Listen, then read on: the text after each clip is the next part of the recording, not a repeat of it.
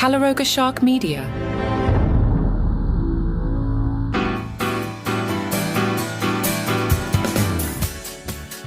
Hey there, basement dwellers! This is Journey Joe Mitchell coming at you from the cozy confines of the TV dungeon.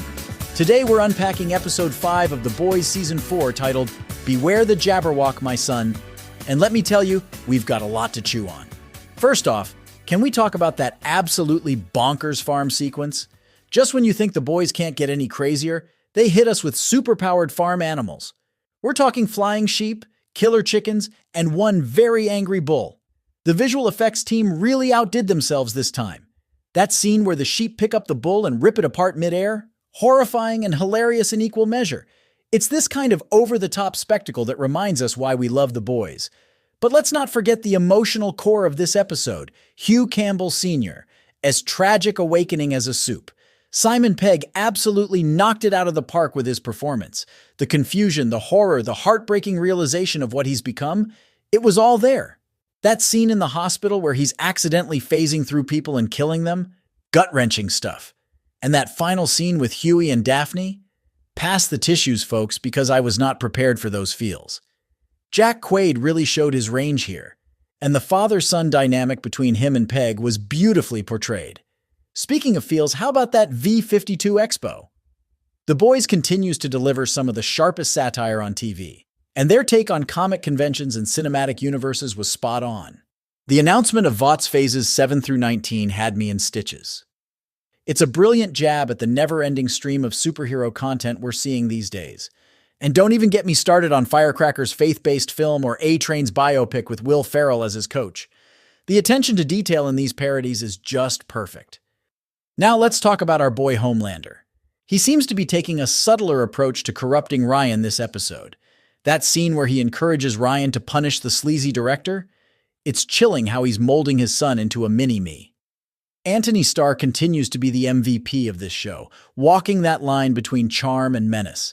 The way he sips his drink while watching Ryan abuse his power? That's the kind of nuanced performance that makes Homelander such a compelling villain. We also got some interesting developments with Victoria Newman and the return of Stan Edgar.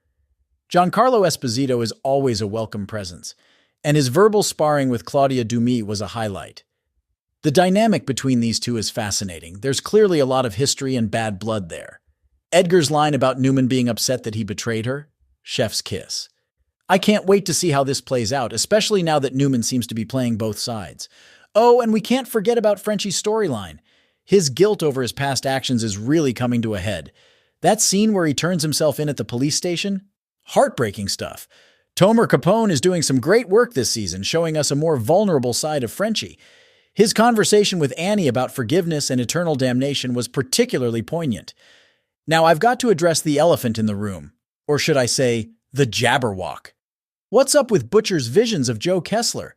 Is this just his brain damage acting up, or is there something more sinister at play? Carl Urban is doing a great job of keeping us guessing about Butcher's mental state. And that final reveal that he's kidnapped Samir to recreate the Supe-killing virus? Classic Butcher, always playing his own game. It's a reminder that even as his body fails him, Butcher's mind is as sharp and ruthless as ever. Let's take a moment to appreciate some of the smaller moments that really stood out. A-Train and Ashley's alliance. It's interesting to see these two VOD insiders potentially turning against the company. The brief appearance of Kate and Sam from Gen V, I love how they're tying the two shows together. Kimiko's attempts to connect with Frenchie. Karen Fukuhara conveys so much with just her expressions.